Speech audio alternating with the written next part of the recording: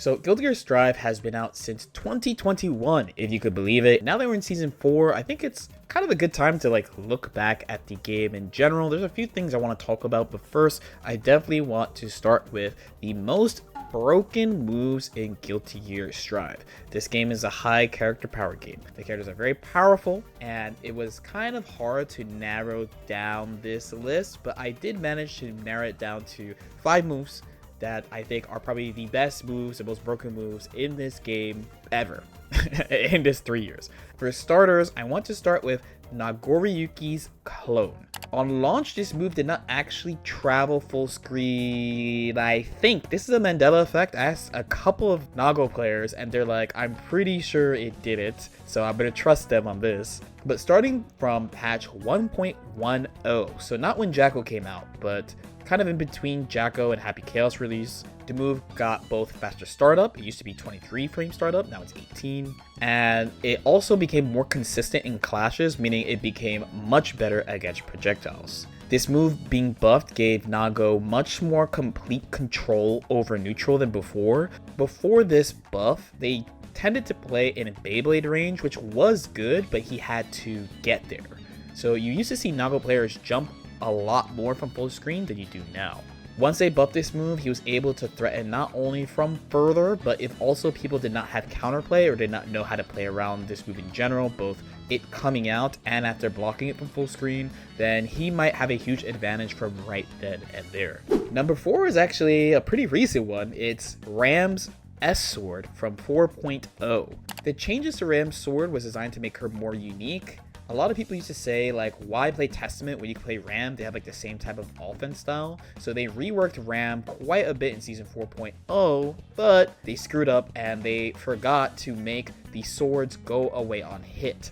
And they acknowledged it as a bug. Not only that, her new S-Sword had far more use than the old one, and it enabled conversions as well. It was good against YRC, it was good at scrambles, it was good at round start, it was good at wall break. It was just really good and hard for characters to play around. The main thing about this one is that people just didn't get to use it for a long time. Number 3 is Gold Lewis 2.0 Drone, aka Thunderbird. This move has been consistently strong in the game, but it was out of control in 2.0. If you're new to the game, I know a lot of people actually started with season 3. 2.0 is a version where the recovery actually depended on what security level Gold Lewis had. On launch, all versions of Drone had this recovery, which is 42 frames. But starting from season 2, his level 2 Drone had less recovery, and level 3 even less. I think the difference is pretty clear when you compare the 3 right next to each other. While they have him in security level 1 longer in this patch, previously it was basically, I don't want to say instant, they will come at me for this, but he goes to level 2 quite quickly in previous versions, and then it took him longer to get to level 3, where in the current version it's a little bit more balanced, I would say, as far as speed, in addition to additional cooldowns. This is also the version where the projectile clash level started to vary based on what level drone you did. Level 1 drone is actually pretty easy to deal with in this regard, but level 2 has more. And remember that Tatami is supposed to be a projectile that kills projectiles, and level 3 even more. Again, remember, Gold Lewis spends almost no time in security level 1, so you're generally playing against level 2 and level 3 Gold Lewis. This is also the version where they decrease the speed of the drone the closer it is to the corner. So what this means is, from full screen, it's not super fast, but it kind of moves. Here I just have level 3 just so the drone is out for long enough, but you'll see that it is actually moves much slower here in comparison to mid-screen. This is also the version where the drone would stop at the wall, so it just kind of lingers here. While I think it does make sense for the move, it made the move much stronger and enables this type of setup more, where ArcSys actually acknowledged just throw plus projectile as a bug, but we're still dealing with this right now. This is also the version where they added the higher the security level, the longer duration he has on hit. This one I also think makes sense because it's an upgraded version of the move. But also in this patch, all versions of this move are hard knockdown. So level 1, level 2, and level 3 give him hard knockdown. And I know all of this already sounds really good, but on top of all these things, if you swung into him on hit, it would stay on hit. So same thing we mentioned as Rams, but way more screen control, better strike throw, arguably, way better at just controlling space, and even if you hit him, he just keeps going. Now, reminder that big bodies usually struggle against zoning, and this was like the first, like, dude, how does this character beat most zoners? Later, they took away this property, and they changed the knockdown state based on what level drone you do.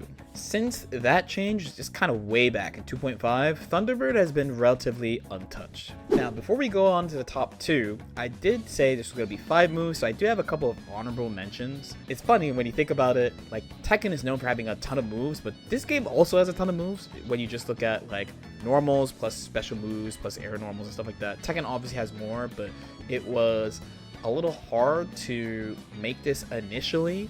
And probably one of the easiest things about making this list was actually that since normals are kind of designed to be used in specific situations rather than like characters having like one specific super god button all the time, it was pretty easy to specifically not pick normals, which made this a little bit easier. With that out of the way though, I have 3 moves I have as honorable mentions. So first would be not this, but actually Midare, the new special move from 3.0 that Anji got. In my opinion, this move is tied for the best special move from that patch that was added to the game, and it endures as a very powerful move. Anji's spin is powerful in theory, but before there was actually quite a bit of counterplay to this move between using projectiles safely from a distance and using large jabs or kicks. Now, one of Anji's main weaknesses is actually that a lot of things he does either has gaps or doesn't have good frame data. So for example, they buffed the overhead speed, so when you block a charge fusion and he goes into the overhead, it's airtight now. But anytime you block this move, you get a huge punish because you get to start a close slash. Even in the trailer for Season 4, Viking players, myself included, thought this was not a guard cancel because /5H actually has a gap. So he's always had ways for people to backdash out of things, mash out of things, or do reversal out of things, or if you block correctly, he gets punished. This move was sort of supposed to be like a counterbalance to that to get people to like respect him, but even this had counterplay, so it's tough because I don't like this move, but I also realize it's kind of necessary and it does help him. The big thing too is it leads into a hard knockdown, and even in the case where you block it, it's a guard crush that's quite advantageous. So it's a very, very good move to help deal with these types of situations. I think it's like close to broken, but it's mostly just how it enables spin and how it enables people to play a little bit more wildly with him. So it's not quite good enough for this list, but I think it's an amazing move. Another one that I thought was going to make this list was Gigantor, actually. This move actually used to be an invincible reversal, but they removed it in vulnerability in Season 2. The trade-off being that it is much faster after Super Flash. Like, before, there were characters that could, like, swing into it beforehand and things like that. This move enables neutral. It obviously enables offense. And he has really good combo extensions with this. And it shares a lot of properties with, like, drone. Like, it lingering in the corner. It decelerates as it reaches the corner. And it also just lasts far longer. It kills pretty much everything it comes in contact with, projectile wise. This move is generally a once in a round affair though, unlike drone, partly because if you get hit by this move, you probably lost. If you block this move without deflect shield, you also probably lost. And it has more meter penalty than other supers. So he probably isn't going to do it again unless the round drags out for a long time, but this move is very decisive. The last one of the honorable mentions, and topping it off, if this move was like a move you could do, this would probably be the #1 move in the game for me. It is Mini Faust. Mini Faust is one of Faust's signature items. They just nerfed it in Season 4, but at its peak, I think this is the best version of this type of item in an Arxis fighter. So the idea is that he tosses it out and it patrols, and it will go off by like stomping first and then leap at you. If it doesn't actually run into anything or nobody swings into it, it will turn around at some point and then walk off screen. This move did so much work for Faust at its best. For starters, unlike the current version where it only turns one time because they just nerfed it. So again, you see it come back my way and then it's gonna walk off screen immediately. Before, it used to linger for 3 turns. So it would actually hang around for quite a long time before it actually goes off screen. Just this being on screen enabled Faust to do more risky moves like Scalpel or 6H. Since it's on screen as well as a walking hitbox, he can play more passively and react to jump-ins far more easily. You basically have to engage with it. It also enables mix-ups as well, because he can teleport and you have to block the other way. The threat of this being out lets him throw other items, especially if you activate the mini Faust. He can do strike throw behind this with his very powerful command grab. And most of all, it doesn't go away on hit, making it a very, very powerful tool. Kind of a theme for this video, honestly. This item is a burst, it's a DP, it's just like an extra reversal that he has. Not only that, this is basically his most common item. I'm in training mode, I have it set to mini Faust, so he can throw infinite ones, but there is a limit on how many mini Fausts can be on the screen, according to Dustloop. And typically in Arxis games, usually you can interact with this item when it's incoming. So what people would do, for example, is you would see mini Faust be thrown in, like, let's say exert, and you would try to super jump at it, instant block it, and try to move away right away so that it's not around. You can't actually do that with mini Faust in this game.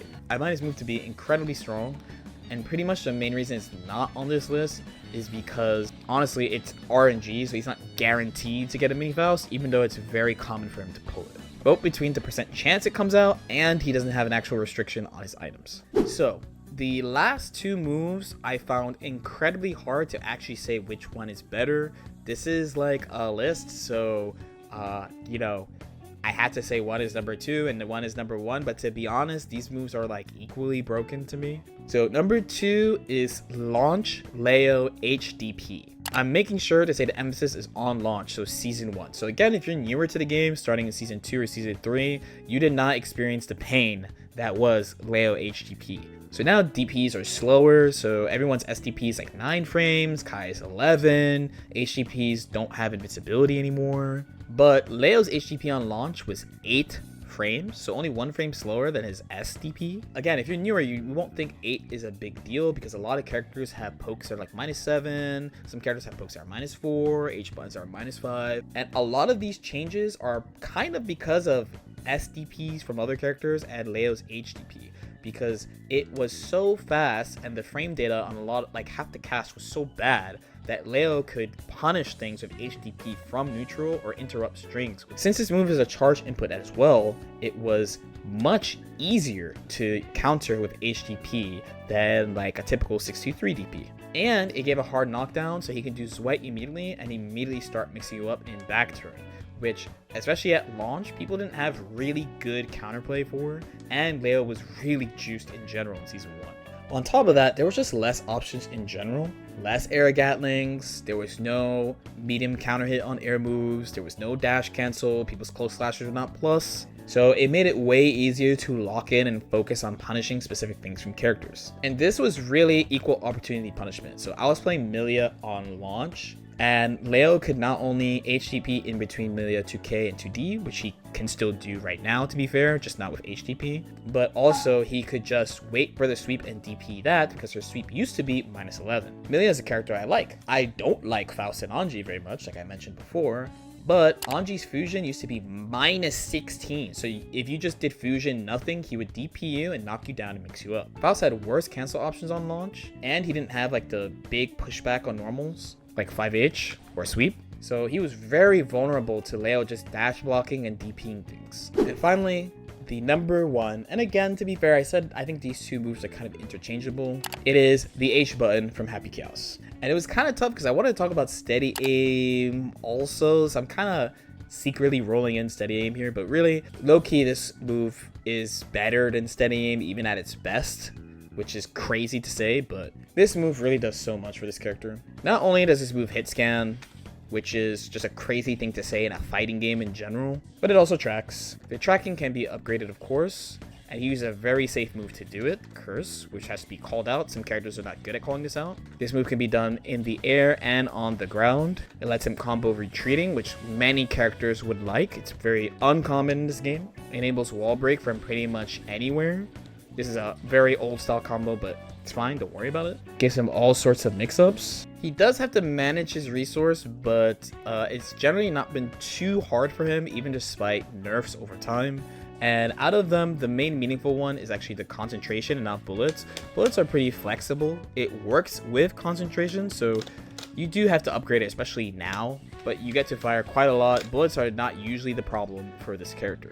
It gets powered up with a pretty low commit move, Curse. Even if it's not powered up, you do have a chance of the move hitting you anyway, just because of RNG, and it's still in the game, and I'm shocked. This move has been good in the game in general since launch, and it contributes a lot to his versatility, both as a zoner, a rushdown character, and a mix-up character. But yeah, let me know what you guys think. I've been thinking about this a lot because, again, the game has been out for a while. At this point, we've gone through a bunch of patches, and this season 4 seems like I'm not gonna say like the end or anything, but it seems like a pretty, for lack of a better word, climactic patch. Like, it's the first guest character in Guilty Gear history is coming at the, I guess, the middle of next year, Lucy. Let me know what you guys think. If you agree, disagree, or post your own lists. As usual, if you have any questions or comments, also feel free to leave them in the comment section below. If you're looking for Guilty Gear coaching, I do that over on Metafy at metafy.gg/@LordKnight. We do stream on Twitch most days. On twitch.tv/LordKnight. That's also where I do special events like scrub quotes and things like that, which gets posted on my second YouTube channel, LK Chronicles. Like and subscribe if you guys feel like it, and I'll see y'all next time. Peace out.